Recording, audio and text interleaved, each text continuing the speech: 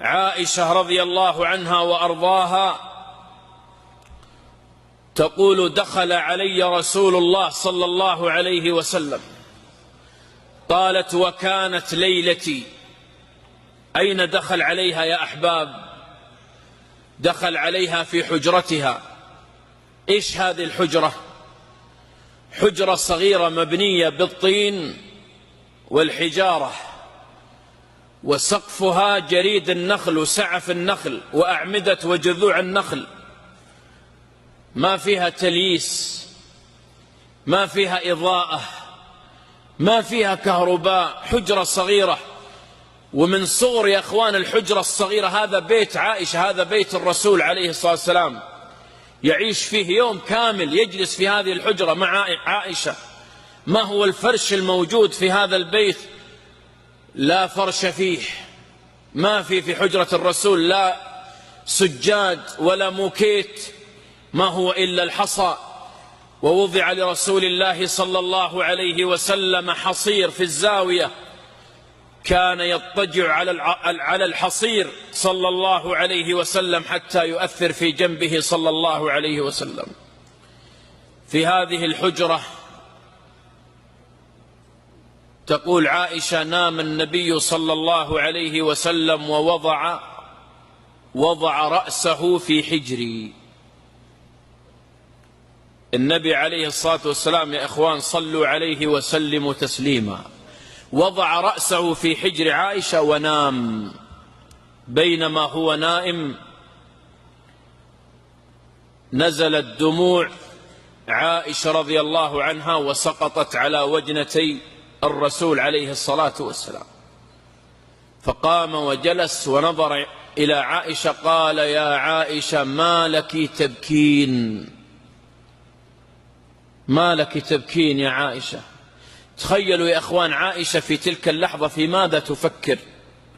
هل كانت تنظر إلى الحجرة وهي صغيرة وطين وحجارة وجريد نخل وتقول في نفسها: يا ليت أن عندي قصر وعندي فرش وعندي سجاد وعندي حجرة أكبر من كذا وعندي من الأرزاق والبيت فاضي وما عندي أكل ولا شرب؟ هل كانت عائشة تفكر في هذا ثم بكت لضيق العيش؟ ما لك يا عائشة تبكين ولم الدموع؟ قالت: يا رسول الله تذكرت يوم القيامة. عائشة رضي الله عنها يا إخوان في تلك اللحظات تفكر في يوم القيامة. يا رسول الله تذكرت يوم القيامة، هل تذكرون أهليكم يا رسول الله يوم القيامة؟ هل يذكر الرجل زوجته؟ هل ستذكر عائشة يا رسول الله يوم القيامة؟ هل الرجل يتنبه لزوجته وأبنائه؟ هل يتنبه الرجل للزوجة؟ هل تذكرون أهليكم يا رسول الله يوم القيامة؟ قال صلى الله عليه وسلم: يا عائشة أما في 3 مواطن فلا يذكر أحد أحدا.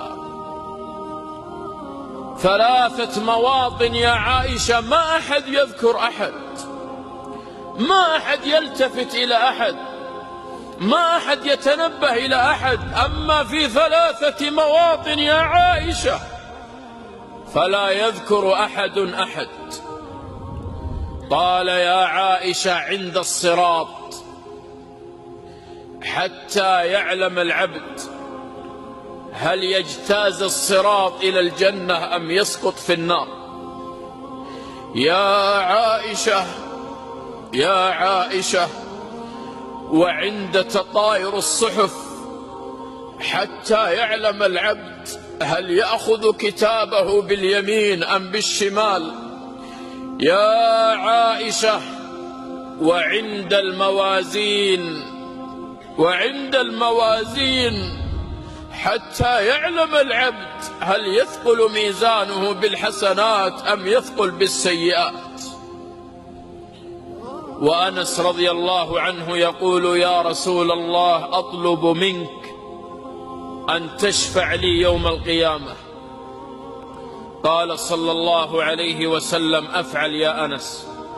قال: إذن يا رسول الله أين أجدك يوم القيامة؟ أين أجدك؟ أعطيني موعد لهذه الشفاعة. أين أجدك؟ أين أطلبك يا رسول الله يوم القيامة؟ قال: يا أنس اطلبني أول ما تطلبني عند الصراط. ماذا يفعل يا إخوان النبي عليه الصلاة والسلام عند الصراط؟ الرؤوف الرحيم ماذا يفعل؟ يقف عند الصراط، كلما مر رجل من أمته دعا له وقال: يا رب سلم سلم، يا رب سلم سلم، يشفق على أمته. قال: تجدني عند الصراط